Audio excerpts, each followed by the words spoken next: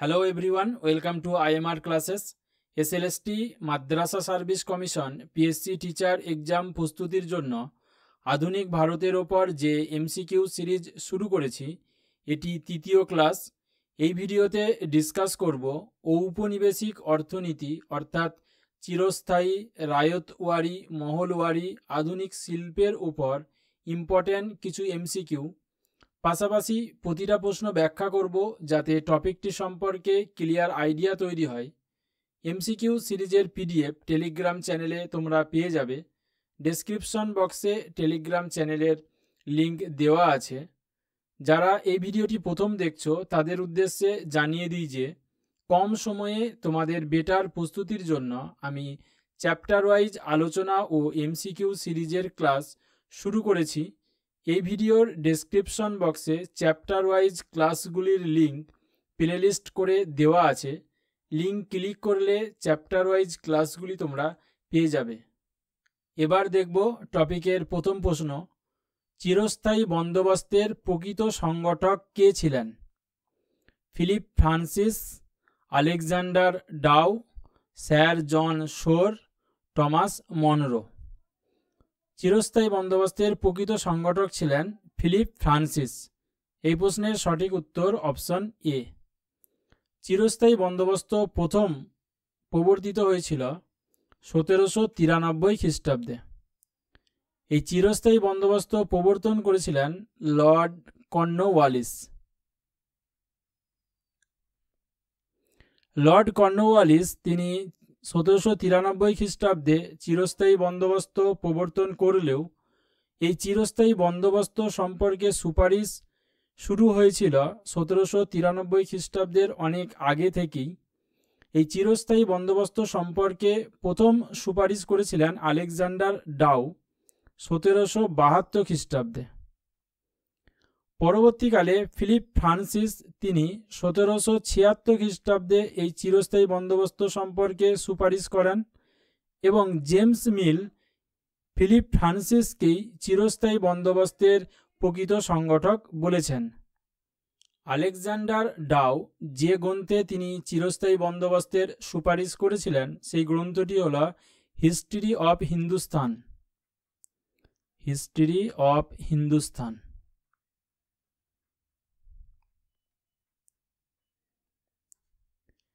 চিরস্থায়ী বন্দোবস্তের প্রবর্তন নিয়ে তদানীন্তন রাজস্ব সচিব ও দলিল বিভাগের সচিবের মধ্যেও একটি বিতর্ক হয়েছিল এবং সেই বিতর্কটি শোর গ্রান্ট বিতর্ক নামে পরিচিত। শোর গ্রান্ট বিতর্ক। শোর গ্রান্ট যে বিতর্ক হয়েছিল, এখানে শোর বলতে ছিল স্যার জন শোর, আর গ্রান্ট বলতে ছিল জেমস গ্রান্ট।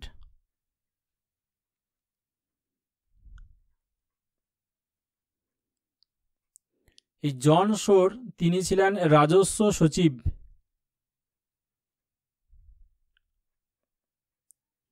অপরদিকে জেমস গ্রান্ট তিনি দলিল বিভাগের সচিব ছিলেন। দলিল সচিব। এবং জন শোর তিনি ছিলেন জমিদারদের সঙ্গে জমি বন্দোবস্তের পক্ষপাতী ছিলেন। অপরদিকে জেমস গ্রান্ট তিনি কৃষকদের সঙ্গে সরাসরি ভূমি বন্দোবস্তের বা রাজস্ব বন্দোবস্তের পক্ষপাতী ছিলেন। তাহলে জন শোর তিনি ছিলেন জমিদারদের সঙ্গে,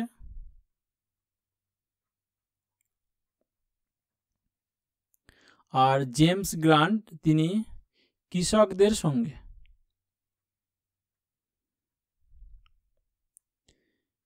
এবং শেষ পর্যন্ত জমিদারদের সঙ্গেই ভূমি বন্দোবস্তের সিদ্ধান্ত হয়েছিল এবং তার ভিত্তিতেই 1793 খ্রিস্টাব্দে লর্ড কর্নওয়ালিস তিনি চিরস্থায়ী বন্দোবস্ত প্রবর্তন করলেন। এই চিরস্থায়ী বন্দোবস্তকে অনুমোদন দিয়েছিলেন তদানীন্তন ইংল্যান্ডের প্রধানমন্ত্রী উইলিয়াম পিট।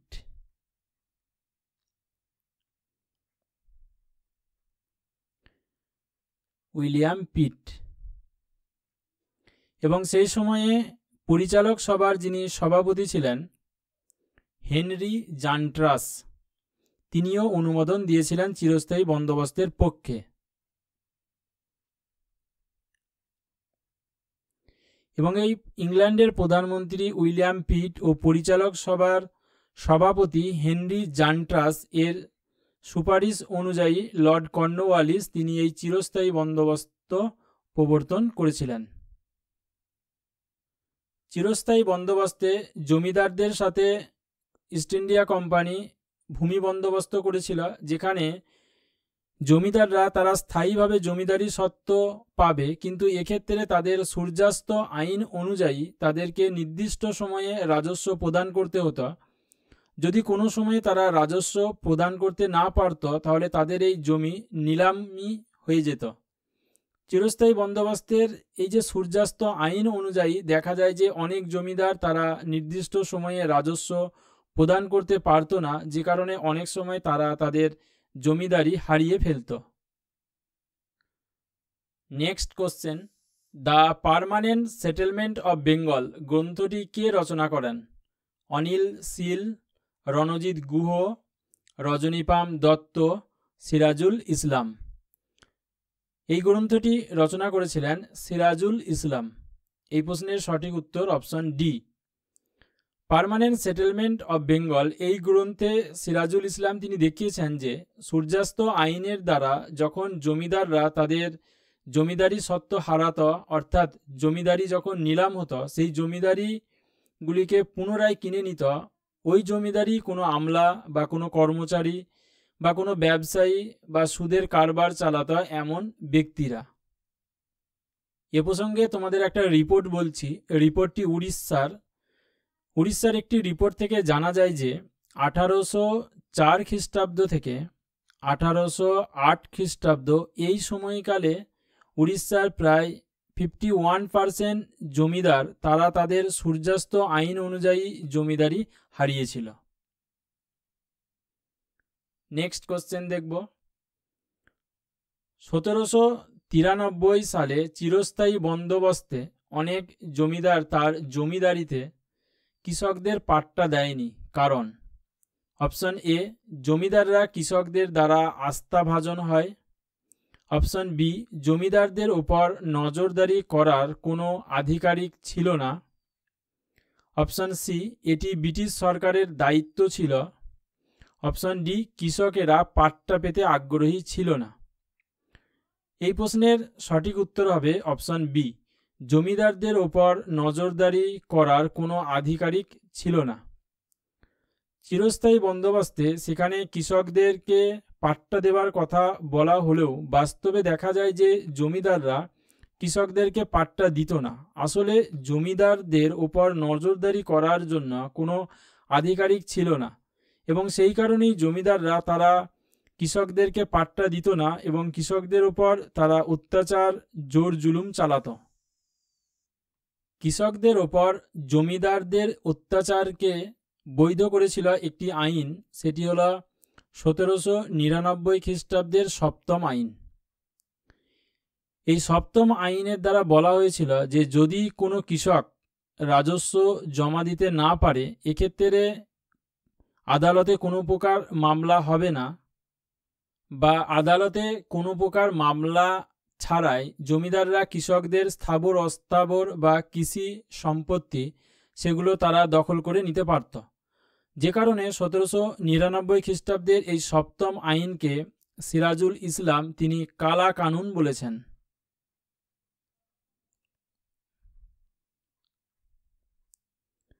কালা কানুন, তাহলে এটি কে বলেছেন? সিরাজুল ইসলাম।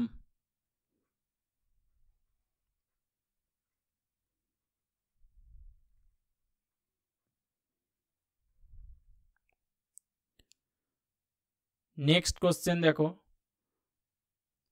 বাংলায় দ্বৈত শাসনের অবসান কে ঘটিয়েছিলেন? Clive, Warren Hastings, Cornwallis, Wellesley. বাংলায় দ্বৈত শাসনের অবসান ঘটিয়েছিলেন ওয়ারেন হেস্টিংস। ওয়ারেন হেস্টিংস তিনি বাংলায় দ্বৈত শাসনের অবসান ঘটিয়েছিলেন 1772 খ্রিস্টাব্দে। বাংলায় এই দ্বৈত শাসন চলেছিল 1765 খ্রিস্টাব্দ থেকে 1772 খ্রিস্টাব্দ পর্যন্ত। বাংলায় এই দ্বৈত শাসন যিনি প্রবর্তন করেছিলেন তিনি হলেন লর্ড ক্লাইভ। লর্ড ক্লাইভ তিনি 1765 খ্রিস্টাব্দে এই দ্বৈত শাসন তিনি প্রবর্তন করেন এবং ওয়ারেন হেস্টিংস 1772 খ্রিস্টাব্দে এই দ্বৈত শাসনের অবসান ঘটিয়েছিলেন। বাংলায় এই দ্বৈত শাসনের সূচনা হয়েছিল দেওয়ানি লাভের মধ্য দিয়ে। দেওয়ানি লাভ। ইস্ট ইন্ডিয়া কোম্পানি এই দেওয়ানি লাভ করেছিল মুঘল সম্রাট দ্বিতীয় শাহ আলমের কাছ থেকে।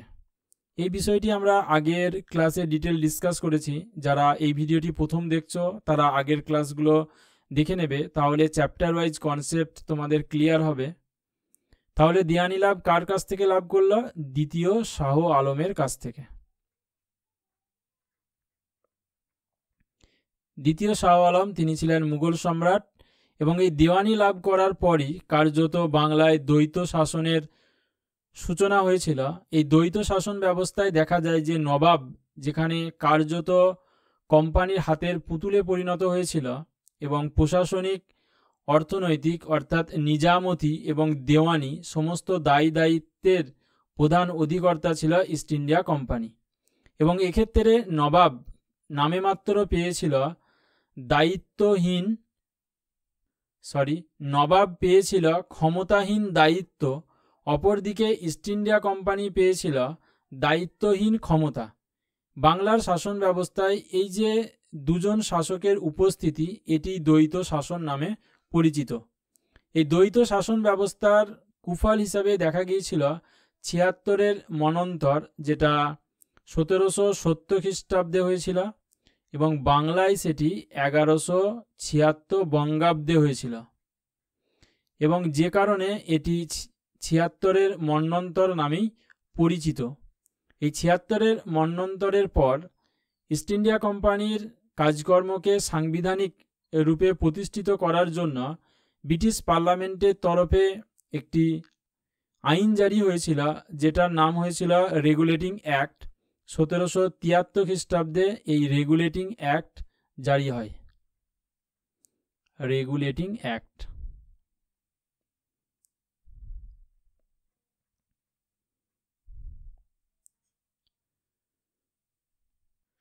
নেক্সট কোশ্চেন, চিরস্থায়ী বন্দোবস্ত অনুযায়ী কোন তথ্যটি সঠিক?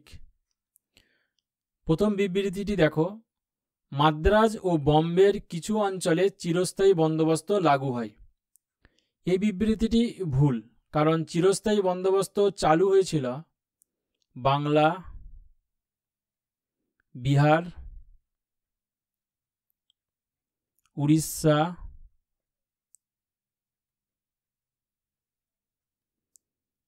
বারাণসী উত্তর ভারতে ও মাদ্রাজ প্রেসিডেন্সির কিছু অংশ।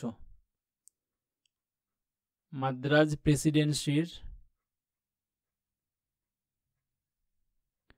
কিছু অঞ্চলে, পুরোটাই না। তাহলে এক্ষেত্রে আমরা দেখলাম যে প্রথম বিবৃতিটি সেটা ভুল।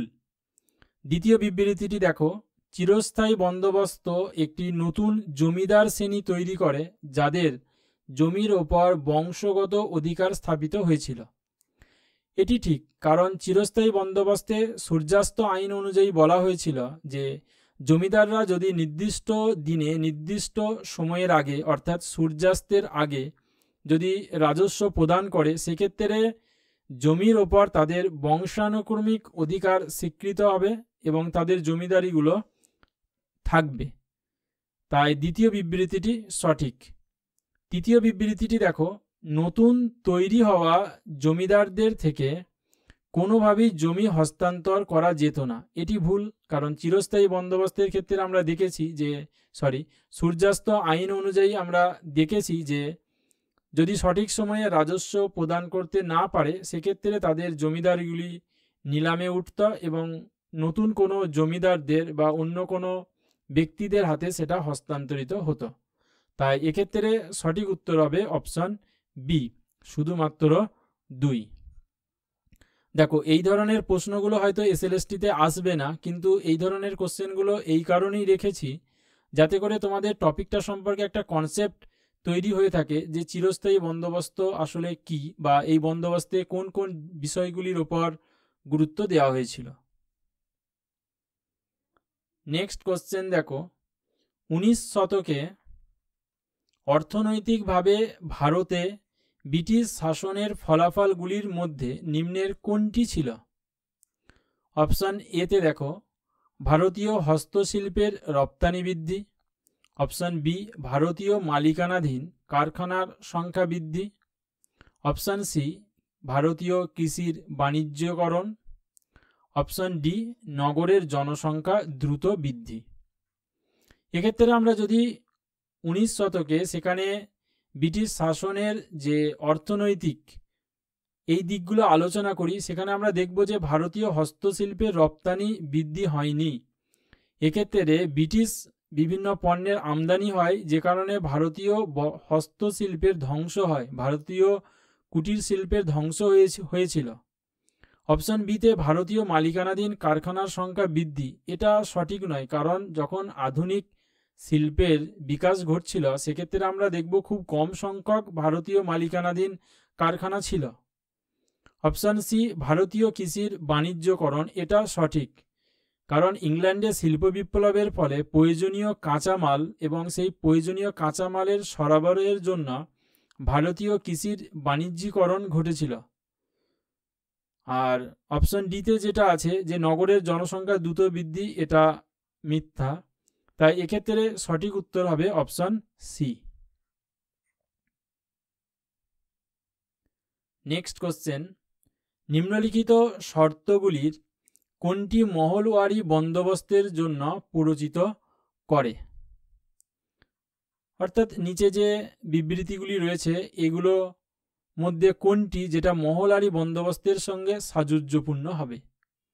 অপশান এতে দেখো তালুকদারদের অবাধ্য ও নিপীড়নমূলক প্রকৃতিকে রোধ করা, অপশান বি রাজস্ব সর্বোচ্চ করতে হবে, অপশান সি কৃষির উন্নতি নিশ্চিত করতে বর্তমান মালিকদের অধিকার রক্ষা করা, রিকার্ডিয়ান তত্ত্বের প্রভাব। এই প্রশ্নের সঠিক উত্তর হবে তালুকদারদের অবাধ্য ও নিপীড়নমূলক প্রকৃতিকে রোধ করা। মহলওয়ারি বন্দোবস্ত প্রবর্তিত হয়েছিল গাঙ্গেয় উপত্যকা অঞ্চল,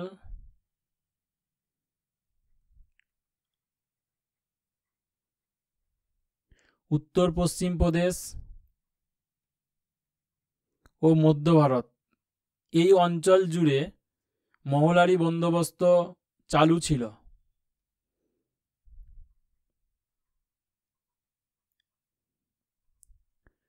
মহলওয়ারি বন্দোবস্ত প্রচলিত হয়েছিল 1822 খ্রিস্টাব্দে। এই মহলওয়ারি বন্দোবস্তের প্রথম যিনি প্রবর্তক ছিলেন তিনি হলেন হোল্ট ম্যাকাঞ্জি।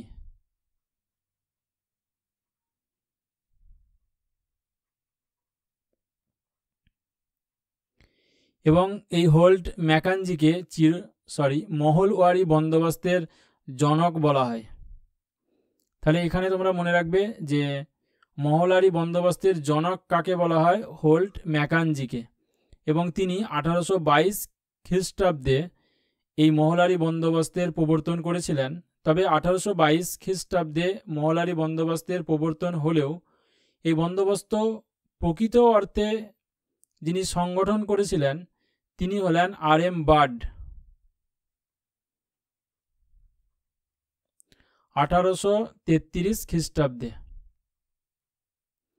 আর.এম. বার্ড তিনি উক্ত অঞ্চলে, অর্থাৎ যে অঞ্চলগুলোর নাম আমি বললাম গাঙ্গেয় উপত্যকা, মধ্য ভারত, উত্তর পশ্চিম প্রদেশে ভূমির ওপর বিভিন্ন পরীক্ষা নিরীক্ষা চালান।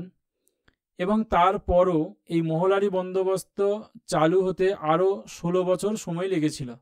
অর্থাৎ 1833 খ্রিস্টাব্দে যদি সাংগঠনিকভাবে তিনি মহলওয়ারি বন্দোবস্তের প্রবর্তন করেন এবং সেটি পরিণত রূপ পেয়েছিল আরও 16 বছর পর, অর্থাৎ 1849 খ্রিস্টাব্দে।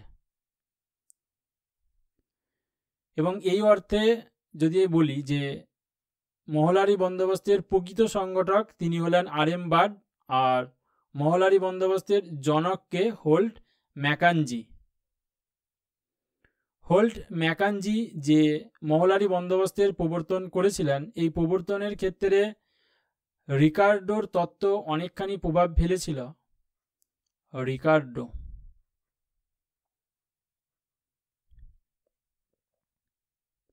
রিকার্ডোর লেখা গ্রন্থ হল principles of political economy. Principles of political economy.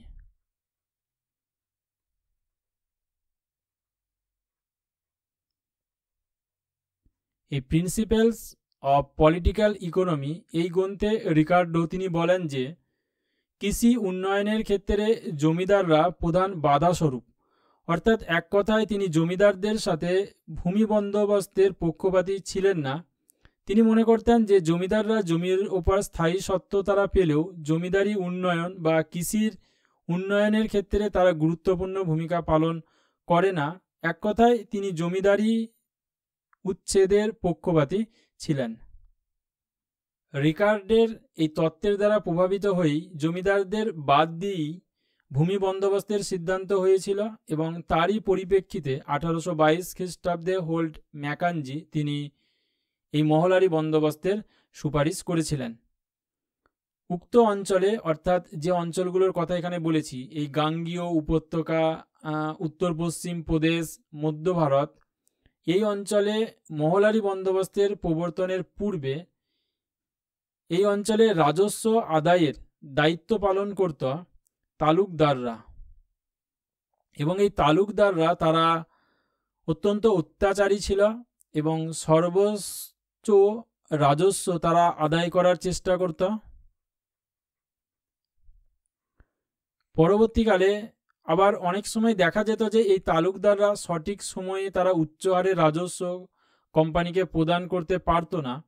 তাই এখান থেকে তালুকদারদের উচ্ছেদ করে এক নব শাসন রাজস্ব ব্যবস্থা গড়ে তুলেছিল, সেটি হলো মহলওয়ারি বন্দোবস্ত। মহলওয়ারি বন্দোবস্ত।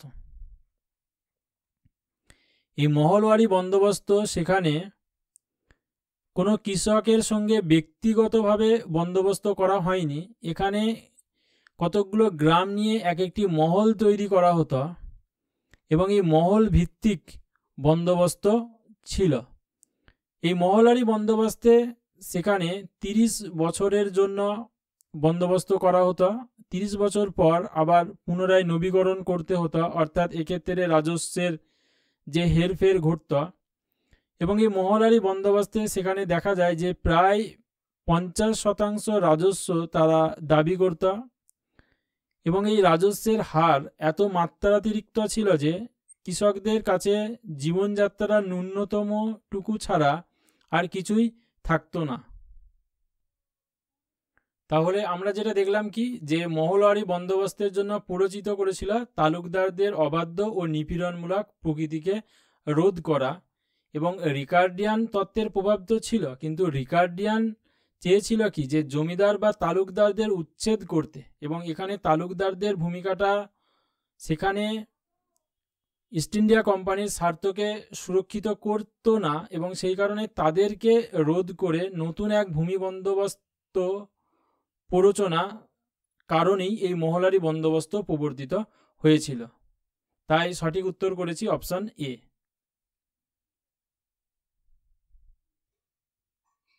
নেক্সট কোশ্চেন দেখো, ভারতে ব্রিটিশ শাসনকালে রায়তওয়ারি বন্দোবস্ত সূচনা করেছিলেন কে?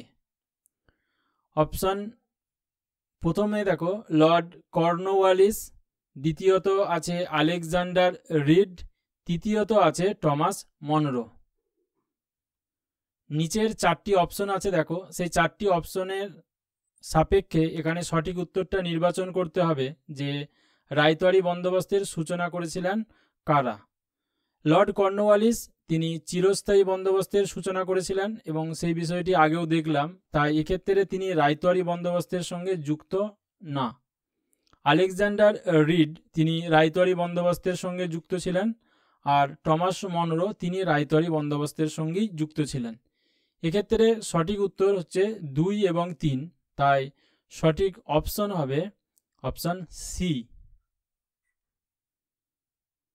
রায়তওয়ারি বন্দোবস্ত সম্পর্কে প্রথম পরীক্ষা নিরীক্ষা চালিয়েছিলেন আলেকজান্ডার রিড 1792 খ্রিস্টাব্দে বরমহল অঞ্চলে। এটা তোমরা খুব মনে রাখবে যে কোথায় সর্বপ্রথম রায়তওয়ারি বন্দোবস্ত নিয়ে পরীক্ষা নিরীক্ষা হয়েছিল, বরমহল অঞ্চলে। 1792 খ্রিস্টাব্দে আলেকজান্ডার রিড, এরপর টমাস মনরো তিনি 1801 খ্রিস্টাব্দের পর থেকে তিনি এই রায়তওয়ারি বন্দোবস্ত সম্পর্কে পরীক্ষা নিরীক্ষা চালান এবং শেষ পর্যন্ত এই রায়তওয়ারি বন্দোবস্ত চালু হয় 1820 খ্রিস্টাব্দে। রায়তওয়ারি বন্দোবস্ত চালু হয়েছিল মাদ্রাজ প্রেসিডেন্সি, অর্থাৎ মাদ্রাজ প্রেসিডেন্সির কিছু অঞ্চল বাদ দিয়ে, তাহলে মাদ্রাজ প্রেসিডেন্সি কিছু অঞ্চল বাদে।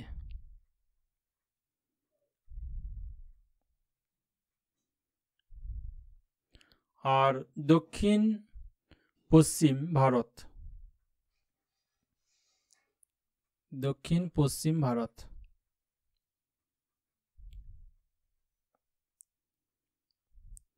রায়তওয়ারি বন্দোবস্তে সেখানে সরাসরি কৃষকদের সঙ্গে ভূমি বন্দোবস্ত হয়েছিল এবং এই বন্দোবস্ত হয়েছিল 20 থেকে 30 বছরের মধ্যে, অর্থাৎ 30 বছরের পর প্রতিটা কৃষককে তারা আবার পুনরায় রাজস্বের নবীকরণ করতে হতো। রায়তওয়ারি বন্দোবস্তে কিন্তু কৃষকেরা জমির ওপর তারা স্থায়ী সত্ত্ব পায়নি বা মালিকানা সত্ত্ব পায়নি, কেবলমাত্র ভোগ করার অধিকার সত্ত্ব পেয়েছিল। এবং এই রায়তওয়ারি বন্দোবস্তে সেখানে 45 থেকে 55% রাজস্ব দাবি করা হতো এবং রাজস্বের হার ছিল অত্যাধিক বেশি, যে কারণে দেখা যায় যে ব্রিটিশ ভারতে যে বন্দোবস্তই ছিল সেটা চিরস্থায়ী হোক, মহলওয়ারি হোক বা রায়তওয়ারি হোক, সবকটি বন্দোবস্তে সেখানে ইস্ট ইন্ডিয়া কোম্পানি তারা সর্বোচ্চ পরিমাণ রাজস্ব আদায়ের লক্ষ্য নিয়েই এই সকল ভূমি বন্দোবস্ত করেছিল। এবং তার চরম পরিণতি হিসাবে দেখা যায় যে কৃষকদের দুর্বিষহ জীবন, তারা রাজস্ব প্রদান করার পর জীবনযাত্রার ন্যূনতমটুকু ছাড়া আর তাদের কাছে কিছুই থাকতো না। রায়তওয়ারি বন্দোবস্তের পূর্বে, অর্থাৎ এই মাদ্রাজ প্রেসিডেন্সির কিছু অঞ্চল বাদ দিয়ে বাকি যে অঞ্চলগুলি ছিল এবং দক্ষিণ পশ্চিম ভারতের অঞ্চলে, সেখানে রাজস্ব আদায় হতো যাদের কাছ থেকে, তারা হলো মিরাসিদ্দার। মিরাসিদ্দার, এই মিরাসিদ্দাররা তারা পরবর্তীকালে এই রায়তওয়ারি বন্দোবস্তের দ্বারা উচ্ছেদ হলেও প্রকৃত অর্থে কিন্তু এদেরকে উচ্ছেদ করা যায়নি। এরা কৃষক এবং কোম্পানির মধ্যবর্তী স্থানে এই মিরাসিদ্দাররা অবস্থান করত। এখানে তোমরা এটা মনে রাখবে, যদি কোশ্চেন এইভাবে আসে যে মিরাসিদ্দাররা কোন ভূমি ব্যবস্থার সঙ্গে যুক্ত, সেটা হলো রায়তওয়ারি বন্দোবস্ত। তাই তোমাদের এই বিষয়টি জানিয়ে রাখলাম। নেক্সট কোশ্চেন, সম্পদের নির্গমন তত্ত্বটি প্রথম উপস্থাপন করেন কে? উমেশচন্দ্র ব্যানার্জি, জি.ভি. যোশী, দাদাভাই নৌরোজি, রমেশচন্দ্র দত্ত। সম্পদের নির্গমন এই তত্ত্বটি দিয়েছিলেন দাদাভাই নৌরোজি। সঠিক উত্তর অপশন সি। দাদাভাই নৌরোজির একটি গ্রন্থ ছিল, যে গ্রন্থে তিনি এই সম্পদের নির্গমন তত্ত্বটি দিয়েছিলেন, সেটা হলো poverty and un-British rule in India.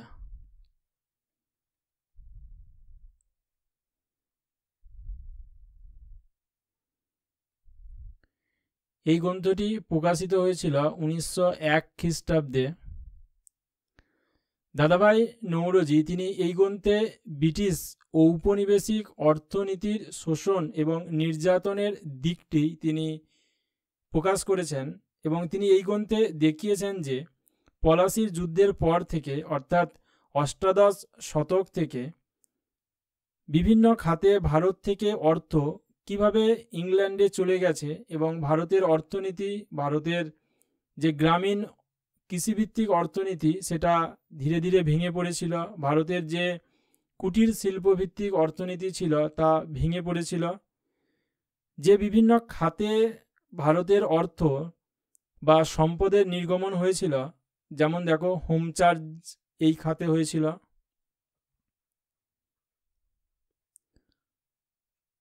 দ্বিতীয়ত হিসাবে উল্লেখ করতে পারি বিভিন্ন প্রশাসনিক খরচ।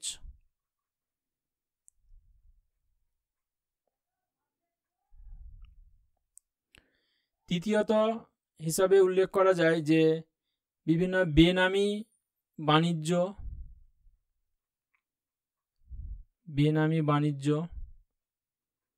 বা ব্যক্তিগত বাণিজ্য।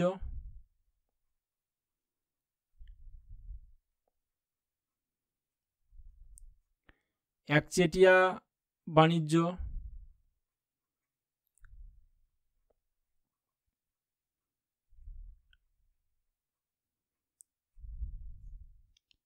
এই সমস্ত ভাবেই বা এই সমস্ত খাতে ভারত থেকে বিপুল পরিমাণের অর্থ ইংল্যান্ডে চলে যায়। এই বিষয়টি দাদাভাই নৌরোজি তিনি দেখানোর চেষ্টা করেছেন যে ভারতের অর্থনীতির বা ভারতের যে গ্রামীণ সমাজের ধ্বংস তার মূলে প্রধান কারণ ছিল ঔপনিবেশিক শোষণ নীতি, সম্পদের নির্গমন। এই তত্ত্বটিকে আরও সমসাময়িক যারা ছিলেন তারা সমর্থন করেছেন, তাদের মধ্যে ছিলেন রানাডে, রমেশচন্দ্র দত্ত তিনিও ছিলেন, এবং রমেশচন্দ্র দত্তের একটি গ্রন্থ ছিল ইকোনমিক হিস্ট্রি অফ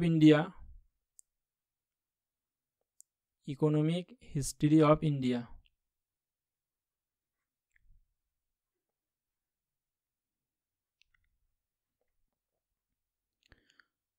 তাহলে দাদাভাই নৌরোজির এই সম্পদের নির্গমন তত্ত্বটিকে কারা কারা সমর্থন করলেন?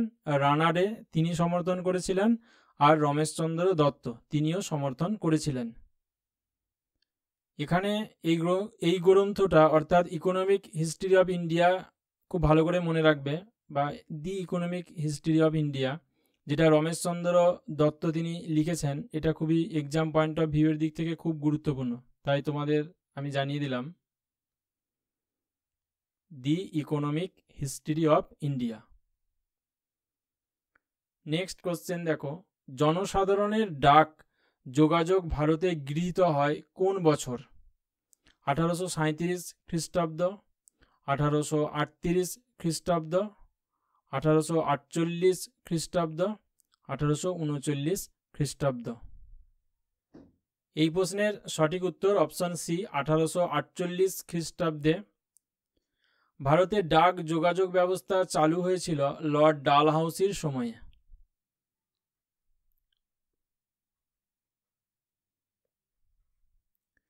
এই কোশ্চেনটি ডব্লিউবিসিএস মেন্স 2016-তে এসেছিল। নেক্সট কোশ্চেন দেখো, ভারতের ঔপনিবেশিক অর্থনীতির সমালোচক ছিলেন কারা? দাদাভাই নৌরোজি, জি ডি সুব্রমণিয়া আয়ার, আর সি দত্ত। নিচের কোড থেকে সঠিক উত্তরটি নির্বাচন করতে হবে। আগের আলোচনাতেই বললাম যে ভারতের ঔপনিবেশিক অর্থনীতির সমালোচক ছিলেন দাদাভাই নৌরোজি, তিনি সম্পদের বহির্গমন এই তত্ত্বটি তিনি দিয়েছিলেন। আর C Dutta the economic history of ইন্ডিয়াতেও তিনি ঔপনিবেশিক অর্থনীতির সমালোচনা করেছিলেন। আর সুব্রমণিয়া আয়ার তিনিও ঔপনিবেশিক অর্থনীতির সমালোচক ছিলেন। তাই এক্ষেত্রে সঠিক উত্তর হবে অপশন ডি। নেক্সট কোশ্চেন, অষ্টাদশ শতাব্দীর শেষের দিকে পূর্ব ভারতের কারিগররা ইংরেজ কোম্পানির কাছে তাদের পণ্যগুলো বিক্রয় করতে বাধ্য করেছিল, নিম্নের কোনটি এক্ষেত্রে সঠিক? অর্থাৎ নিচের যে চারটি অপশন তোমরা দেখতে পাচ্ছ, এই চারটি অপশনের যে চারটি শব্দ রয়েছে, এক্ষেত্রে কোনটা ইঙ্গিত করে যে ইংরেজ কোম্পানির কাছে কারিগররা তারা তাদের পণ্যগুলো বিক্রয় করতে বাধ্য। দাদন, দাম দুপট, কাঠি বন্দি, কামিয়া। এক্ষেত্রে সঠিক উত্তর হবে অপশন এ দাদন। দাদন শব্দের অর্থ হলো অগ্রিম বা আগাম। অগ্রিম বা আগাম। ইস্ট ইন্ডিয়া কোম্পানি বাংলার তাঁতিদেরকে দাদন দিত, অর্থাৎ অগ্রিম টাকা ধার দিত, এবং তাঁতিরা যে টাকা নিত অগ্রিম তা পাবার পর কার্যত তারা এই কোম্পানির কর্মচারীদের অধীন হয়ে পড়ত এবং তারা তাদের উৎপাদিত দ্রব্য এই ব্রিটিশ কোম্পানির কর্মচারীদেরকেই বিক্রি করতে বাধ্য ছিল। এক্ষেত্রে স্বল্প লাভ পেয়ে তাদেরকে দ্রব্যগুলো বা পণ্যগুলো বিক্রয় করতে হতো। এরা দাদন নেবার পর অন্য কারোর কাছে তাদের উৎপাদিত পণ্য বিক্রয় করতে পারত না এবং পরবর্তীকালে নানান ত্রুটি বিচ্যুতির কারণে এই দাদন প্রথার অবলুপ্তি ঘটেছিল 1753 খ্রিস্টাব্দে। তাহলে দাদন প্রথা কবে বাতিল হয়? 1753 খ্রিস্টাব্দে। 1753 খ্রিস্টাব্দে দাদন প্রথা বাতিল হবার পর এজেন্সি প্রথা চালু হয়েছিল। কোম্পানির কর্মচারীরা বাণিজ্যের ক্ষেত্রে এই এজেন্সি প্রথা চালু করে। এই এজেন্সি প্রথা চলেছিল 1753 খ্রিস্টাব্দ থেকে 1775 খ্রিস্টাব্দ পর্যন্ত। পরবর্তীকালে এই এজেন্সি ব্যবস্থাকে পুনর্প্রচলন করেছিলেন কর্নওয়ালিস। কোশ্চেন এইভাবে এখান থেকে এটা আসতে পারে যে এজেন্সি ব্যবস্থা বা এজেন্সি প্রথার পুনর্প্রবর্তন কে করেছিলেন? কর্নওয়ালিস। নেক্সট কোশ্চেন দেখব, দাদাভাই নৌরোজির ড্রেন অফ ওয়েলথ তত্ত্বের বিস্তৃত ব্যাখ্যা কে করেছেন? এমজি রানাডে অর্থাৎ মহাদেব গোবিন্দ রানাডে, বাল গঙ্গাধর তিলক, গোপালকৃষ্ণ গোখলে, ফিরোজ শাহ মেহতা। এই প্রশ্নের সঠিক উত্তর হবে অপশন এ এমজি রানাডে। সম্পদের বহির্গমন তত্ত্বের যেখানে ডিসকাস করলাম আগে দাদাভাই নৌরোজির poverty and un-British rule in India, সেখানে বলেছি যে দাদাভাই নৌরোজির এই সম্পদের নির্গমন তত্ত্বকে সমর্থন করেছিলেন রানাডে, আর.সি. দত্ত। রানাডের লেখা গ্রন্থটি দেখে নাও,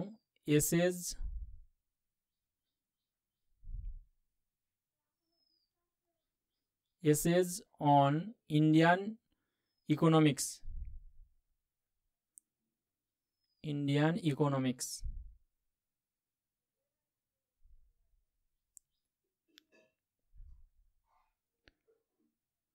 তাহলে আমরা আগে দেখলাম যে দাদাভাই নৌরোজির লেখা গ্রন্থ poverty and un-British rule in India, রানাডের লেখা গ্রন্থ এসেজ অন ইন্ডিয়ান ইকোনমিক্স, আর রমেশচন্দ্র দত্ত তিনি রচনা করেছিলেন the economic history of India. এই তিনটি গ্রন্থে সেখানে সম্পদের বহির্গমন বা ঔপনিবেশিক অর্থনীতির সমালোচনা পাওয়া যায়। ভারতে প্রথম চটকল স্থাপিত হয় কত খ্রিস্টাব্দে? 1920 খ্রিস্টাব্দ, 1850 খ্রিস্টাব্দ, 1800 খ্রিস্টাব্দ, 1855 খ্রিস্টাব্দ। ভারতে প্রথম চটকল স্থাপিত হয়েছিল 1855 খ্রিস্টাব্দ। 1855 খ্রিস্টাব্দে ভারতের প্রথম চটকল স্থাপন করেছিলেন অবসরপ্রাপ্ত নৌ কর্মচারী জর্জ অকল্যান্ড।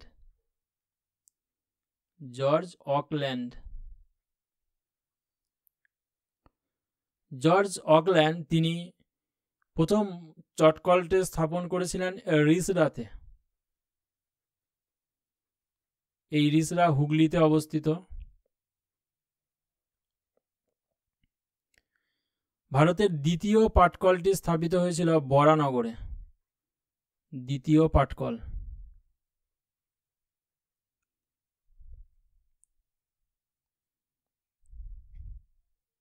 বরাহনগর।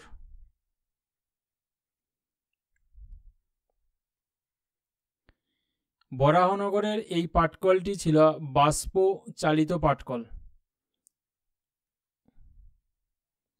বাষ্প চালিত পাটকল।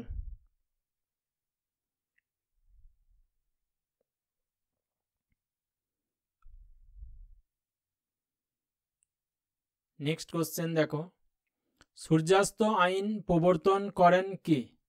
Warren Hastings, Lord Cornwallis, Lord Bentinck, Lord Canning. সূর্যাস্ত আইন প্রবর্তন করেছিলেন লর্ড কর্নওয়ালিস। লর্ড কর্নওয়ালিস তিনি চিরস্থায়ী বন্দোবস্ত প্রবর্তন করেন 1793 খ্রিস্টাব্দে, এবং চিরস্থায়ী বন্দোবস্তেরই একটি আইন ছিল সূর্যাস্ত আইন, যেখানে বলা হয়েছিল যে যারা জমিদারি স্বত্ব পেয়েছে তারা বছরের নির্দিষ্ট দিনে সূর্যাস্তের আগে তাদের রাজস্ব প্রদান করতে হবে ব্রিটিশ ইস্ট ইন্ডিয়া কোম্পানির হাতে। যদি তারা রাজস্ব প্রদান করতে না পারে সেক্ষেত্রে তাদের জমিদারির নিলামি হবে। এই সূর্যাস্ত আইন অনুযায়ী দেখা যায় যে বহু প্রাচীন জমিদারি তারা তাদের জমিদারি হারিয়েছিল। নেক্সট কোশ্চেন, ব্রিটিশ পার্লামেন্টে হাউস অফ কমন্সে প্রথমবার ভারতের সম্পদের বহির্গমনের উপর আলোকপাত করেন কে? দাদাভাই নৌরোজি, গোপাল কৃষ্ণ গোখলে, মোহাম্মদ আলী জিন্নাহ, শ্যামজি কৃষ্ণ বর্মা। এক্ষেত্রে সঠিক উত্তর হবে দাদাভাই নৌরোজি।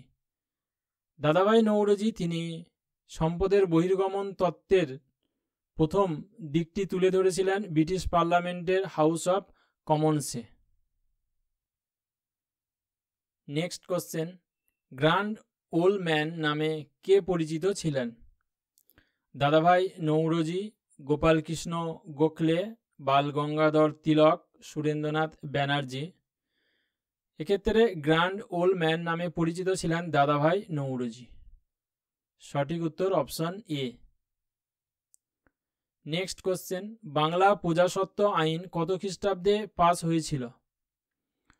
1885 খ্রিস্টাব্দ, 1878 খ্রিস্টাব্দ, 1728 খ্রিস্টাব্দ, 1868 খ্রিস্টাব্দ। এই প্রশ্নের সঠিক উত্তর হবে 1885 খ্রিস্টাব্দ। বাংলা প্রজাস্বত্ব আইনে সেখানে বলা হয় যে কোনো কৃষক যদি কোনো জমিতে 12 বছর সে চাষাবাদ করে থাকে তাহলে সেই জমির ওপর সেই কৃষকের মালিকানা সত্ত্ব বর্তাবে। সেই জমির ওপর যেহেতু তার মালিকানা সত্ত্ব তৈরি হয় এবং সেই জন্য সে তার জমি বিক্রি বা বন্ধক ইত্যাদি সে রাখতে পারবে। এই আইনের দ্বারাই জমির ওপর কৃষকদের অধিকারকে সুনিশ্চিত করার একটা ব্যবস্থা করা হয়েছিল।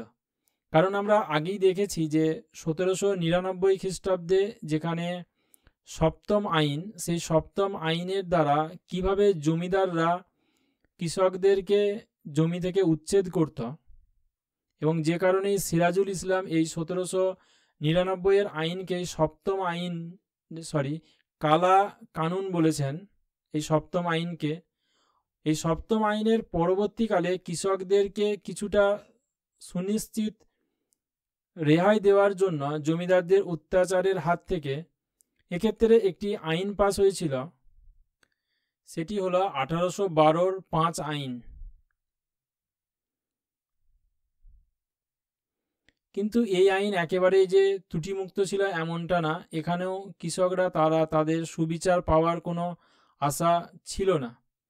এই 5 আইনের পর 1859 খ্রিস্টাব্দে 10ম আইন জারি হয়। 1859-এ 10ম আইন।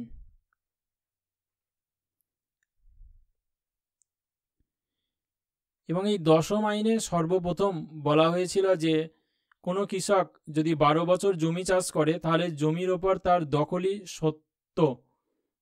সত্ত্ব বর্তাবে। তবে এই আইনও ত্রুটিমুক্ত ছিল না। পরবর্তীকালে 1885 খ্রিস্টাব্দে বঙ্গীয় যে প্রজাস্বত্ব আইন, সেই প্রজাস্বত্ব আইনে জমির ওপর কৃষকের অধিকারকে সুনিশ্চিত করার একটা ব্যবস্থা হয়েছিল। নেক্সট কোশ্চেন দেখো, ইস্ট ইন্ডিয়া কোম্পানি কবে চীনে তার একচেটিয়া বাণিজ্য অধিকার হারায়? 1813, 1833, 1838, 1860। এই প্রশ্নের সঠিক উত্তর হবে অপশন বি 1833। এ প্রসঙ্গে বলে রাখি যে ভারতে ইস্ট ইন্ডিয়া কোম্পানির বাণিজ্যিক যে অনুমোদন সেটা পেত সনদ আইনের দ্বারা। সনদ আইন। ব্রিটিশ পার্লামেন্ট 4টে সনদ আইনের দ্বারা ইস্ট ইন্ডিয়া কোম্পানিকে তার যে অনুমোদন সেটা দিয়েছিল। সেই 4টে সনদ আইন দেখে নাও। সর্বপ্রথম অনুমোদন দেয় 1793 খ্রিস্টাব্দের সনদ আইনের দ্বারা, এবং প্রতি সনদ আইনে সেখানে 20 বছর করে ইস্ট ইন্ডিয়া কোম্পানিকে বাণিজ্যিক অনুমোদন দেওয়া হয়েছিল ভারতে একচেটিয়া বাণিজ্যের ক্ষেত্রে। 1793 পর 20 বছর অর্থাৎ 1813 খ্রিস্টাব্দের আরেকটি সনদ আইন হয়। এই সনদ আইনের দ্বারা ভারতে ইস্ট ইন্ডিয়া কোম্পানির একচেটিয়া বাণিজ্যের অবসান হয়।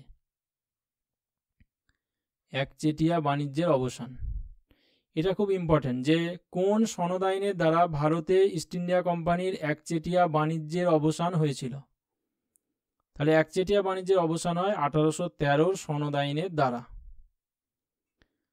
এবং 1813 সনদ আইনের পর আবার 20 বছর পর অর্থাৎ 1833-এ আরেকটি সনদ আইন হয়।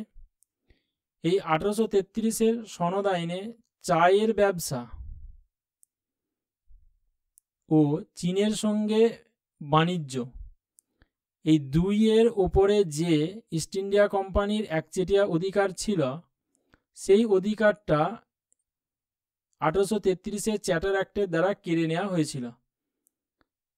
অর্থাৎ 1813-র চ্যাটার অ্যাক্ট সেখানে ভারতে ইস্ট ইন্ডিয়া কোম্পানির একচেটিয়া বাণিজ্যের অবসান ঘটালেও চায়ের ব্যবসা এবং চীনের সঙ্গে বাণিজ্যে সেখানে ইস্ট ইন্ডিয়া কোম্পানির একচ্ছত্র অধিকার ছিল, এবং সেই অধিকারটা কেড়ে নেওয়া হয়েছিল কত 1833-এর চ্যাটার অ্যাক্টের দ্বারা।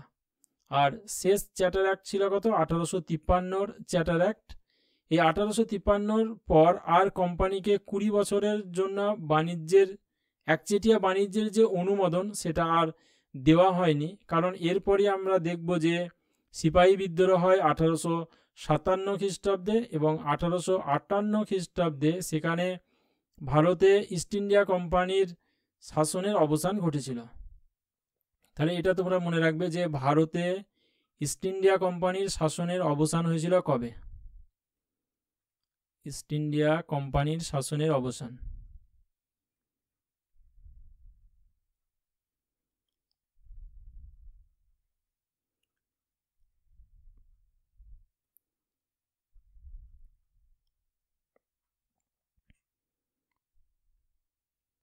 নেক্সট কোশ্চেন দেখো, রাজকীয় পছন্দ শব্দটি কোন ক্ষেত্রে প্রয়োগ করা হয়। অপশন এ ভারতীয় ব্রিটিশ আমদানিতে বিশেষ সুবিধা। অপশন বিতে দেখো ব্রিটিশদের দ্বারা জাতিগত বৈষম্য। অপশন সি ব্রিটিশদের কাছে ভারতীয় স্বার্থের অধীনতা। অপশন ডি ভারতীয় রাজাদের চেয়ে ব্রিটিশ রাজনৈতিক সহকারীদের অগ্রাধিকার দেওয়া। এই প্রশ্নের সঠিক উত্তর হবে ভারতীয় ব্রিটিশ আমদানিতে বিশেষ সুবিধা। ব্রিটিশ পণ্য যাতে সহজেই ভারতে আসতে পারে এবং তার জন্যই সকল প্রকার ব্যবস্থা করা হয়েছিল। অপরদিকে ভারতীয় পণ্য যাতে ইংল্যান্ডে যেতে না পারে তার জন্য অসম শুল্ক নীতি নেওয়া হয়েছিল। তাই এক্ষেত্রে রাজকীয় পছন্দ এই শব্দটা ভারতীয় ব্রিটিশ আমদানিতে বিশেষ সুবিধা এই অর্থটিকেই বোঝাতো। নেক্সট কোশ্চেন দেখো, দাদাভাই নৌরোজির নিকাশি তত্ত্ব অর্থাৎ দাদাভাই নৌরোজি যে সম্পদের বহির্গমন তত্ত্বটা দিয়েছিল সেই সম্পদের বহির্গমন তত্ত্বটা কোন নেতা বিশ্বাস করতেন না। Bal Gangadhar Tilak, R C. Dutt, M G. Ranade, sir Syed Ahmed Khan. এক্ষেত্রে সঠিক উত্তর হবে option D, sir Syed Ahmed Khan. তিনি সম্পদের বহির্গমন তত্ত্বে বিশ্বাস করতেন না। নেক্সট কোশ্চেন, কোন আইনের দ্বারা ইংরেজদের ব্যবসা বাণিজ্যে একচেটিয়া আধিপত্যের অবসান ঘটে। 1793 রেগুলেটিং আইন দ্বারা, 1813 সালের চ্যাটার আইন দ্বারা, 1833 সালের চ্যাটার আইন, 1773 সালের চ্যাটার আইন। এই প্রশ্নের সঠিক উত্তর হবে অপশন বি, 1813 চ্যাটার আইন বা সনদ আইনের দ্বারা। নেক্সট কোশ্চেন, কে কবে আমিনি কমিশন গঠন করেছিলেন? Warren Hastings, Lord Cornwallis, Lord Clive, Lord Dalhousie. এই প্রশ্নের সঠিক উত্তর হবে option A, Warren Hastings. Warren Hastings তিনি এই আমিনি কমিশন গঠন করেছিলেন বাংলার ভূমি ব্যবস্থা বা বাংলার ভূমি সম্পর্কিত বিভিন্ন তথ্য সংগ্রহ করা এই বিষয়টির জন্য। ওয়ারেন হেস্টিংস 1776 খ্রিস্টাব্দে তিনি এই আমিনি কমিশন গঠন করেন এবং এই আমিনি কমিশনের মূল উদ্দেশ্য ছিল ভূমি বন্দোবস্ত ও ভূমি রাজস্ব সম্পর্কে অনুসন্ধান করা। এবং এই আমিনি কমিশনের রিপোর্টের ওপর ভিত্তি করেই ওয়ারেন হেস্টিংস তিনি একসালা বন্দোবস্ত প্রবর্তন করেছিলেন। একসালা বন্দোবস্ত।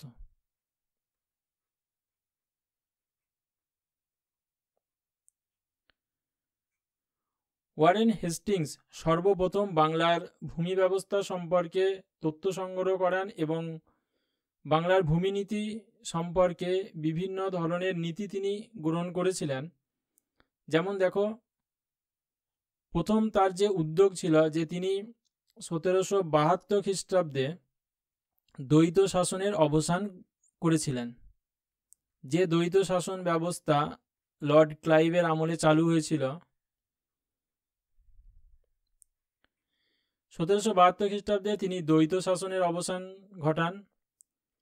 পরে তিনি বাংলার ভূমি সম্পর্কে তথ্য সন্ধানের জন্য ভ্রাম্যমাণ কমিটি গঠন করেছিল। ভ্রাম্যমাণ কমিটি।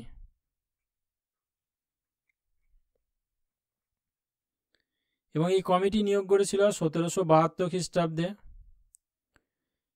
এরপর তিনি বোর্ড অফ রেভিনিউ বা রাজস্ব দপ্তর গঠন করেছিল বা বোর্ড অফ রেভিনিউ।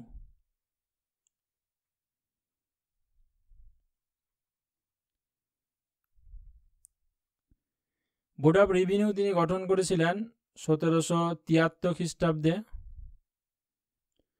ভ্রাম্যমাণ কমিটি বা বোর্ড অফ রেভিনিউ যে প্রতিবেদন দিয়েছিল এবং তার ভিত্তিতেই তিনি বাংলার সর্বপ্রথম ইজারাদারি ব্যবস্থার প্রবর্তন করেছিলেন। ইজারাদারি ব্যবস্থা।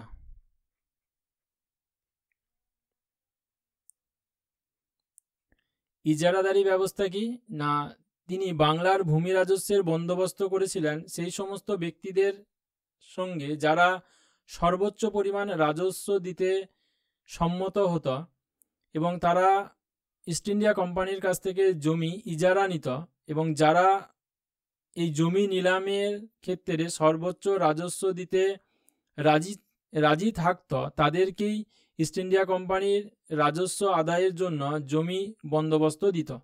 এই ব্যবস্থাটাই ছিল ইজারাদারি ব্যবস্থা। এই ইজারাদারি ব্যবস্থায় প্রথম পর্বে 5 বছরের জন্য জমি বন্দোবস্ত দেওয়া হয়েছিল ইজারাদারদের। 1772 খ্রিস্টাব্দ থেকে 1777 খ্রিস্টাব্দ পর্যন্ত তিনি যে ভূমি বন্দোবস্ত করেছিলেন সেটা ছিল 5 সালা বন্দোবস্ত।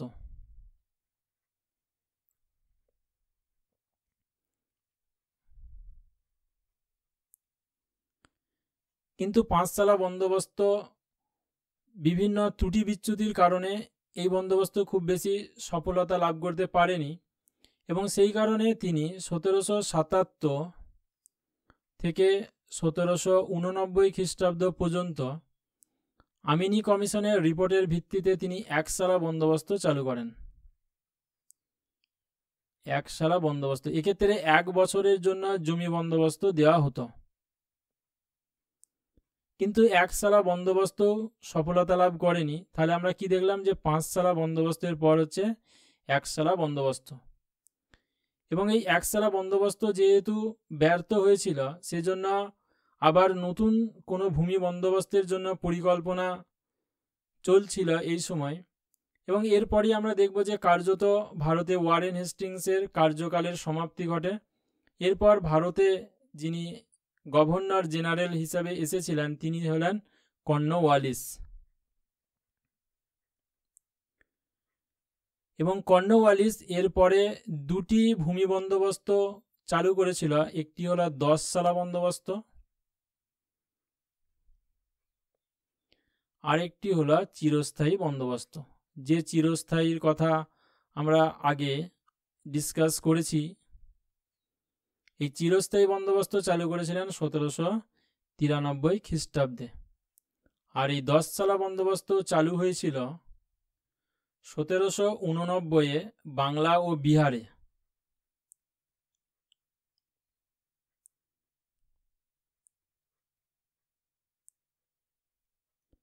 আর 1790 হয়েছিল উড়িষ্যায়।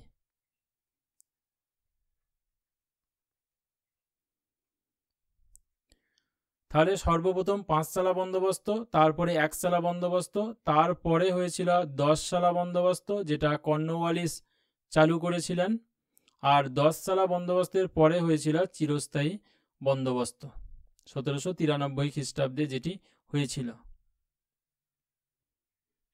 এগুলো এক্সাম পয়েন্ট অফ ভিউ এর দিক থেকে খুবই গুরুত্বপূর্ণ, তাই এই জায়গাটা তোমরা স্ক্রিনশট করে নোট করে নেবে। নেক্সট কোশ্চেন দেখো, ভারতে প্রথম পাটকল কে স্থাপন করেন? Cowasji, Nanabhai Davar, George Auckland, Lord Dalhousie, Jamsetji Tata. এই প্রশ্নের সঠিক উত্তর হবে জর্জ অকল্যান্ড। এই বিষয়টি আগেও বলেছি যে 1855 খ্রিস্টাব্দে হুগলির রিস রায় জর্জ অকল্যান্ড তিনি প্রথম পাটকল স্থাপন করেছিলেন, এবং তিনি ছিলেন অবসরপ্রাপ্ত একজন নৌ কর্মচারী। নেক্সট কোশ্চেন দেখো, Bengal chemical and pharmaceutical works কে প্রতিষ্ঠা করেন?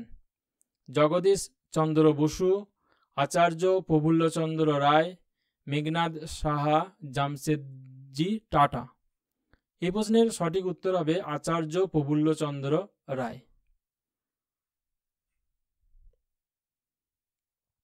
নেক্সট কোশ্চেন, ব্রিটিশ শাসনের কঠোরতার ফলে ভারতীয় অর্থনীতিতে দ্রুত বদল আসে, এর নিরিখে কোনটি সঠিক?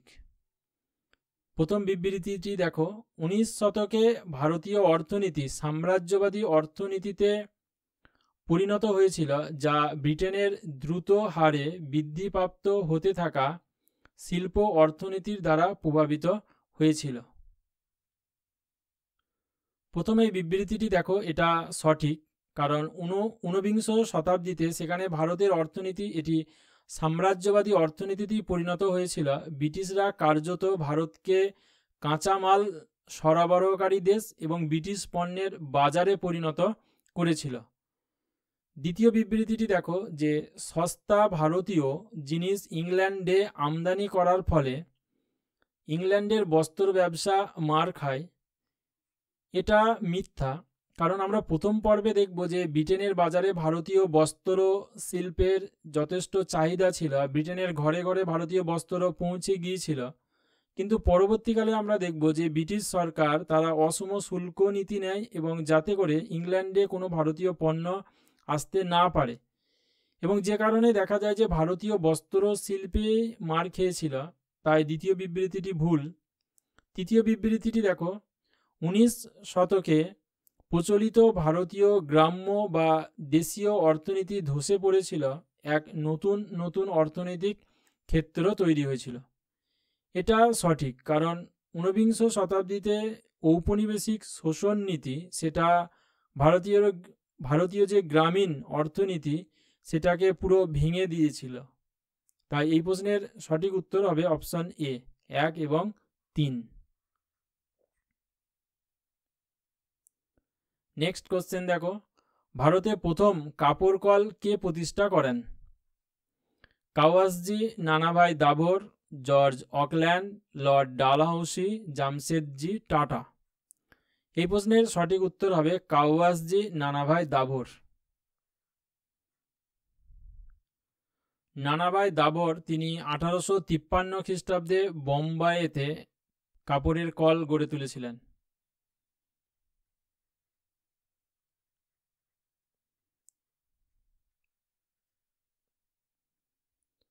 নেক্সট কোশ্চেন, টিস্কো কবে প্রতিষ্ঠা হয়?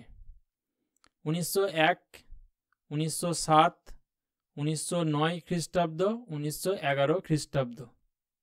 টিস্কো হলো tata iron and steel company. Tata iron and steel company বা টিস্কো এটি প্রতিষ্ঠিত হয়েছিল 1907 খ্রিস্টাব্দে। জামশেদজি টাটা তিনি এই টিস্কো প্রতিষ্ঠা করেছিলেন। নেক্সট কোশ্চেন, আমিনি কমিশন কত খ্রিস্টাব্দে গঠিত হয়? 1772, 1774, 1776, 1780। আমিনি কমিশন গঠিত হয়েছিল 1776 খ্রিস্টাব্দে। এই বিষয়টি আগেও ডিসকাস করেছি, তাই এখানে আর ডিটেল ডিসকাস করছি না। নেক্সট কোশ্চেন দেখো, 10 সালা বন্দোবস্ত কে প্রবর্তন করেন? Lord Clive, Warren Hastings, Lord Dalhousie, Lord Cornwallis. 10 সালা বন্দোবস্ত প্রবর্তন করেছিলেন লর্ড কর্নওয়ালিস। এই বিষয়টিও আগে ডিসকাস করেছি। নেক্সট কোশ্চেন, ভারতের মধ্যে ব্রিটিশরা রেল ব্যবস্থার সূচনা করে কেন? অপশন এ, ভারতে ভারী শিল্পের বিকাশ ঘটানো। অপশন বি, ব্যবসা বাণিজ্যের সুবিধার্থে ব্রিটিশদের প্রশাসনিক ব্যবস্থার উন্নতি। অপশন সি, খরাযুক্ত স্থানে খাদ্য সরবরাহের জন্য। অপশন ডি, দেশবাসী স্বাধীনভাবে দেশ ভ্রমণ করতে পারবে বলে। এই প্রশ্নের সঠিক উত্তর হবে অপশন বি, ব্যবসা বাণিজ্যের সুবিধার্থে ব্রিটিশদের প্রশাসনিক ব্যবস্থার উন্নতি। ভারতে যে রেল ব্যবস্থার সূচনা হয়েছিল সেটা ঔপনিবেশিক স্বার্থে। প্রথমত অর্থনৈতিক দিক থেকে ভারতকে একটি কাঁচামাল সরবরাহকারী দেশ এবং ব্রিটিশ পণ্যের বাজারে পরিণত করা এর উদ্দেশ্য ছিল। আর রেলপথ ভারতের প্রত্যন্ত অঞ্চলকে যুক্ত করেছিল বন্দরের সঙ্গে বা বড় বড় শহরের সঙ্গে, যাতে করে প্রত্যন্ত অঞ্চলের কাঁচামাল অনায়াসে সেটা ব্রিটিশ কোনো বন্দরে পৌঁছে যেতে পারে। পাশাপাশি ইংল্যান্ড থেকে আগত বিভিন্ন পণ্য সেগুলো যাতে প্রত্যন্ত অঞ্চলে চলে যায়, এইটা ছিল অর্থনৈতিক উদ্দেশ্য। তাছাড়া বিদ্রোহের সময় অর্থাৎ ব্রিটিশের বিরুদ্ধে যে সমস্ত বিদ্রোহগুলি সংগঠিত হতো সেই বিদ্রোহগুলি দমনের জন্য রেলপথ কিন্তু গুরুত্বপূর্ণ ভূমিকা পালন করেছিল। রেলপথে অনায়াসে সৈন্য পাঠানো যেত, সরবরাহ করা যেত এবং খুব কম সময়ের মধ্যে যেহেতু সৈন্যবাহিনীকে এক স্থান থেকে অন্য স্থানে নিয়ে যাওয়ার সুবিধা ছিল, তাই যে কোনো ব্রিটিশ বিরোধী বিদ্রোহ দমনে এই রেলপথ গুরুত্বপূর্ণ ভূমিকা নিয়েছিল। সিপাহী বিদ্রোহের ক্ষেত্রে বিদ্রোহ দমনে কিন্তু এই রেলপথ গুরুত্বপূর্ণ ভূমিকা নিয়েছিল। এই রেলপথ চালু হয়েছিল ভারতে সর্বপ্রথম 1853 খ্রিস্টাব্দে। ভারতে প্রথম রেল চালু হয় বোম্বাই থেকে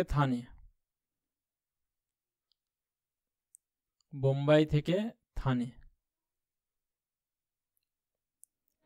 পরের বছর অর্থাৎ 1854 খ্রিস্টাব্দে বাংলায় রেলপথ চালু হয়েছিল হাওড়া থেকে হুগলি পর্যন্ত।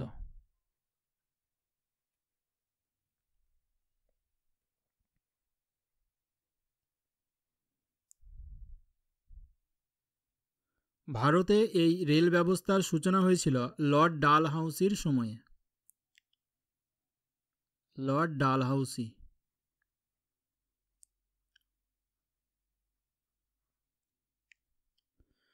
ডালহাউসির সময়ে ভারতে 200 মাইল রেলপথ নির্মিত হয়েছিল। এটা খুব ইম্পর্টেন্ট, তোমরা জেনে রাখবে যে লর্ড ডালহাউসির সময়ে কত মাইল রেলপথ নির্মিত হয়েছিল? 200 মাইল। নেক্সট কোশ্চেন দেখো, চিরস্থায়ী বন্দোবস্তে জমিদারের আদায়কৃত রাজস্বের কত ভাগ কোম্পানিকে প্রদান করতে হতো? অপশন এ 1/4 অংশ, অপশন বি 1/6 অংশ, অপশন সি 1/8 অংশ, অপশন ডি 9/10 অংশ। এ প্রশ্নের সঠিক উত্তর অপশন ডি 9/10 অংশ। চিরস্থায়ী বন্দোবস্ত অনুযায়ী 10% জমিদাররা তারা নিজেদের কাছে রাখত, অর্থাৎ 10%-এর দাবিদার হতো জমিদাররা। বাকি 90% রাজস্বের দাবিদার ছিল ইস্ট ইন্ডিয়া কোম্পানি।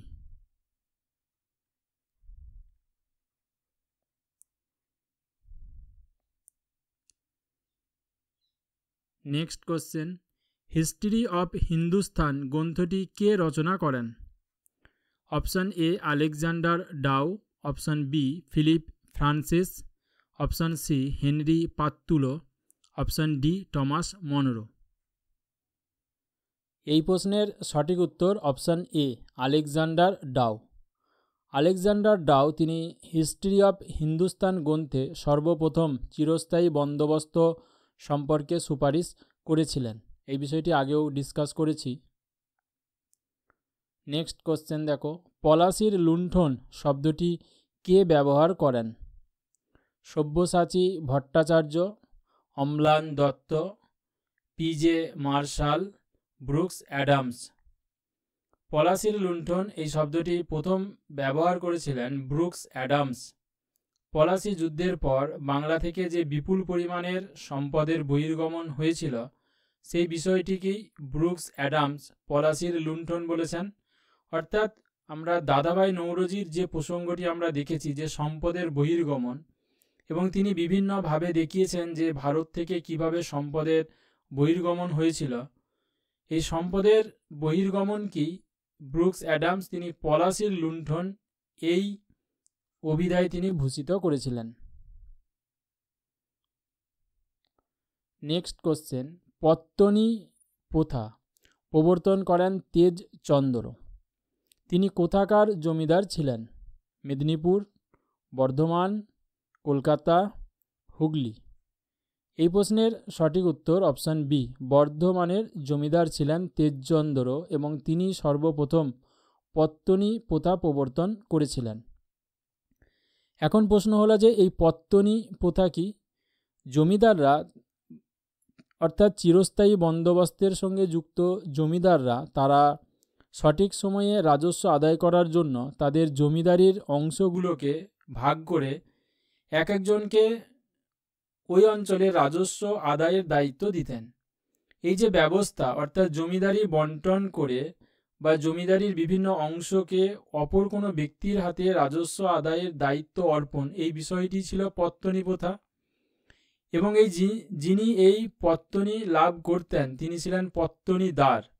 এইভাবে দেখা যায় যে চিরস্থায়ী বন্দোবস্তে সেখানে জমিদার এবং ইস্ট ইন্ডিয়া কোম্পানির মধ্যবর্তী স্থানে বিভিন্ন মধ্যস্বত্ব ভোগী শ্রেণীর উত্থান হয়েছিল, যেমন পত্তনিদার, দর পত্তনিদার, দর পত্তনিদার প্রমুখ। এই পত্তনি প্রথা প্রবর্তন হবার পর দেখা যায় যে কৃষকের ওপর অত্যাচারের মাত্রা অনেক বেড়েছিল, কারণ যারা পত্তনি নিত জমিদারদের কাছ থেকে, অর্থাৎ এক কথায় আমরা পত্তনিদার তাদেরকে কোথায় দেখতে পাচ্ছি? জমিদার এবং কৃষকদের মধ্যবর্তী স্থানে।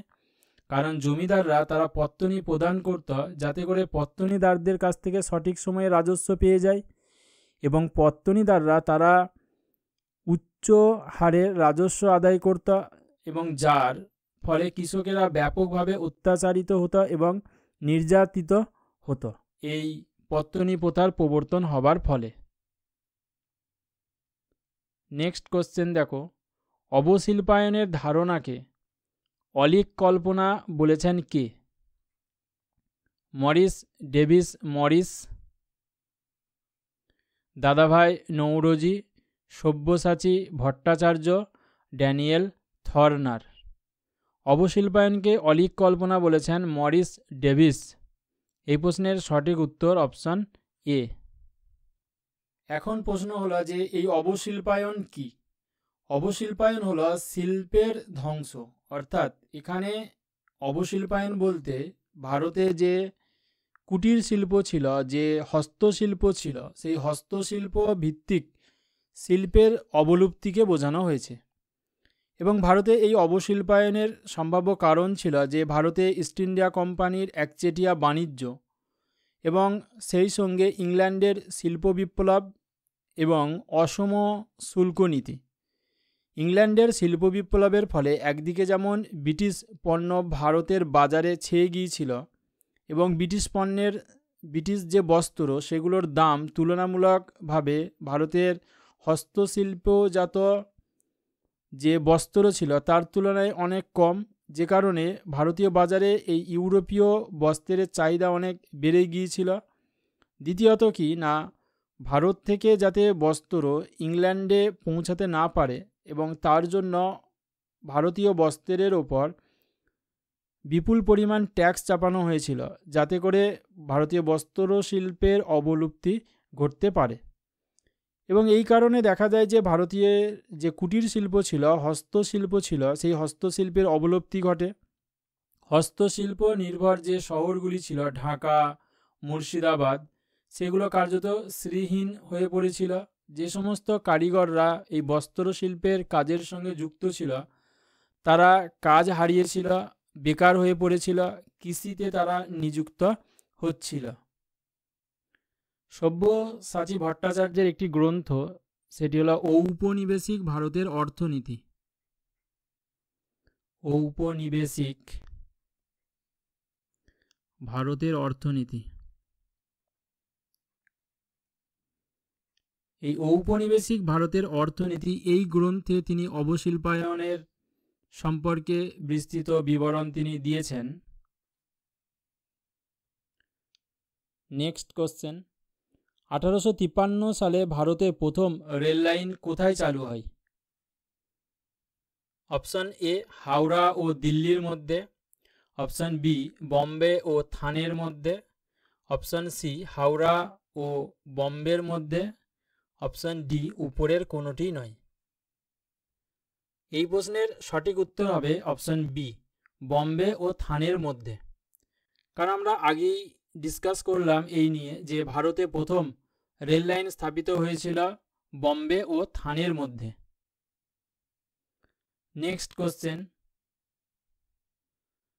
কবে বঙ্গীয় প্রজাস্বত্ব আইনের মাধ্যমে বাংলা ও বিহারে জমির ওপর প্রজাদের অধিকার প্রদান করা হয়েছিল?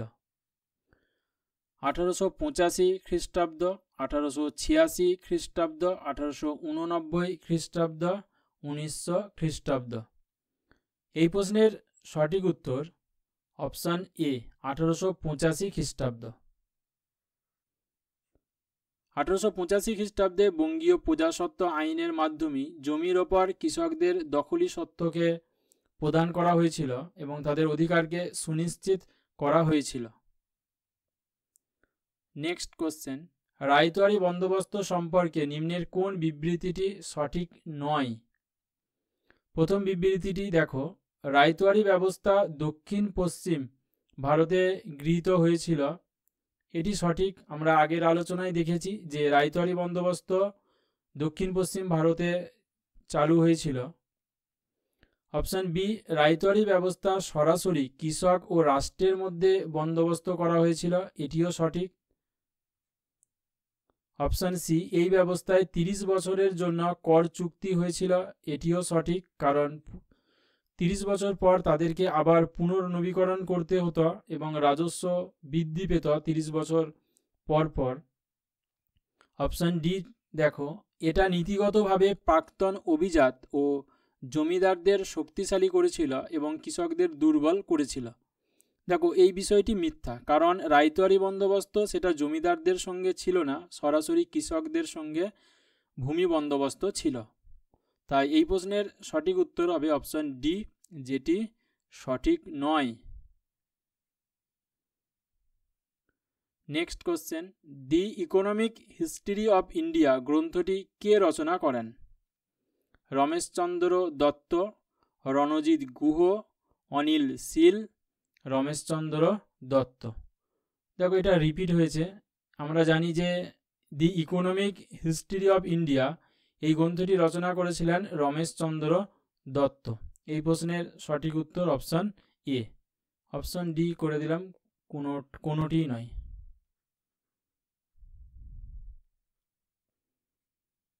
কারণ আগের আলোচনায় আমরা দেখেছি যে রমেশচন্দ্র দত্ত দি ইকোনমিক হিস্ট্রি অফ ইন্ডিয়া এই গ্রন্থে তিনি ঔপনিবেশিক অর্থনীতির সমালোচনা করেছিলেন এবং দাদাভাই নৌরোজির যে ড্রেন অফ ওয়েলথ বা সম্পদের বহির্গমন তত্ত্ব সেটিকে স্বীকার করে নিয়েছিলেন। নেক্সট কোশ্চেন, নিম্নের কোন বিবৃতিটি ঊনবিংশ শতাব্দীর প্রথম ভাগের ভারতে শিল্প বিপ্লবের ফলাফলকে সঠিকভাবে ব্যাখ্যা করে? প্রথম বিবৃতিটি দেখো, ভারতীয় হস্তশিল্প ধ্বংস হয়ে গিয়েছিল। ভারতীয় বস্ত্রশিল্পে বৃহৎ সংখ্যায় যন্ত্রাংশ চালু হয়েছিল। অপশন সি, দেশের বিভিন্ন অংশে রেলপথের বিস্তার ঘটেছিল। অপশন ডি, ব্রিটিশ পণ্য আমদানির ওপর ভারী শুল্ক আরোপ করা হয়েছিল। এই প্রশ্নের সঠিক উত্তর হবে অপশন এ, ভারতীয় হস্তশিল্প ধ্বংস হয়ে গিয়েছিল। আগের আলোচনায় বলেছি যে ইংল্যান্ডে যে শিল্প বিপ্লব হয়েছিল সেই শিল্প বিপ্লবের ফলে ভারতের যে হস্তশিল্প বা কুটির শিল্পে হস্তচালিত যে কুটির শিল্প সেই হস্তচালিত কুটির শিল্পের ধ্বংস হয়েছিল, যেটিকে অবশিল্পায়ন রূপে ব্যাখ্যা করা হয়। তাহলে এই প্রশ্নের সঠিক উত্তর হলো option A. Next question, home charges কি? গৃহকর, বাণিজ্যিক কর, ব্রিটিশ ঔপনিবেশিক শাসন পরিচালনা বিষয়ক ব্যয় বাবদ ভারত থেকে আদায়কৃত কর। আর ছিল অপশন ডি, পরিবহন ব্যবস্থার উন্নতিতে ব্যয় বাবদ কর। এই প্রশ্নের সঠিক উত্তর হবে অপশন সি, ব্রিটিশ ঔপনিবেশিক শাসন পরিচালনা বিষয়ক ব্যয় বাবদ ভারত থেকে আদায়কৃত কর। আগের আলোচনায় বলেছি যে দাদাভাই নৌরোজি তিনি যে বিভিন্ন খাতে ভারত থেকে সম্পদের বহির্গমন হয়েছিল তার মধ্যে একটি ছিল হোম চার্জেস। এই হোম চার্জেস ছিল যে ভারতের প্রশাসনিক কাজকর্ম পরিচালনা করার জন্য ব্রিটিশদের যে ব্যয় হতো সেই ব্যয় ভারতের রাজস্ব থেকেই সেটা মেটানো হতো, যেটিকে বলা হয় home charges. Next question, guarantee প্রথা কিসের সাথে যুক্ত ছিল? Option A, telegraph. Option B, সড়কপথ। অপশন সি, জলপথ। অপশন ডি, রেলপথ। গ্যারান্টি প্রথা এটি রেলপথের সঙ্গে যুক্ত ছিল। সঠিক উত্তর অপশন ডি। এখন প্রশ্ন হলো যে এই গ্যারান্টি প্রথা কি?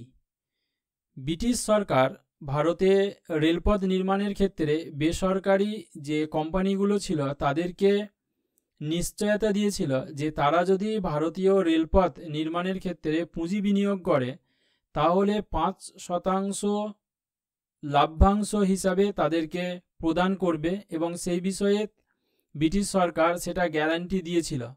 তাহলে গ্যারান্টি প্রথায় কত শতাংশ লাভ্যাংশ দেওয়ার প্রতিশ্রুতি দিয়েছিল ব্রিটিশ সরকার? 5%।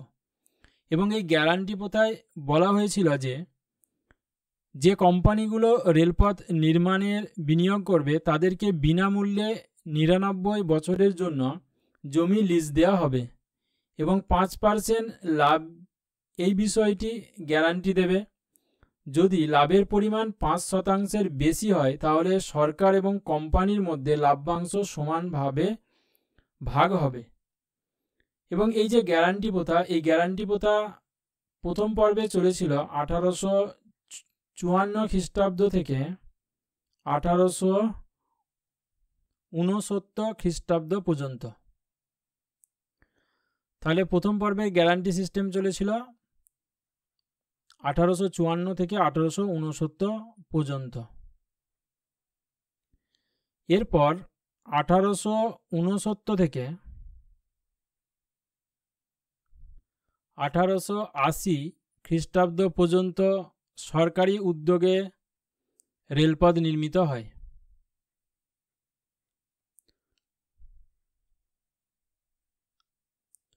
1880 পর আবার গ্যারান্টি প্রথায় রেলপথ নির্মাণের উদ্যোগ শুরু হয়েছিল এবং সেটা চলেছিল 1880 খ্রিস্টাব্দ থেকে 1925 খ্রিস্টাব্দ পর্যন্ত।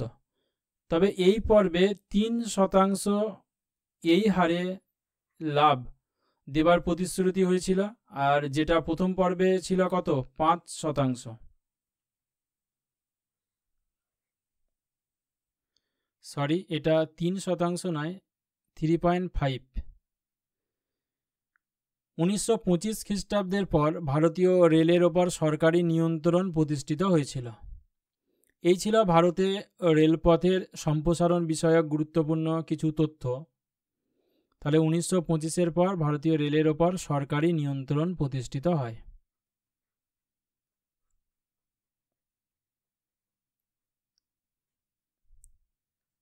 এ প্রসঙ্গে বলে রাখি যে 1905 খ্রিস্টাব্দে রেলওয়ে বোর্ড তৈরি হয়েছিল। 1905 রেল বোর্ড।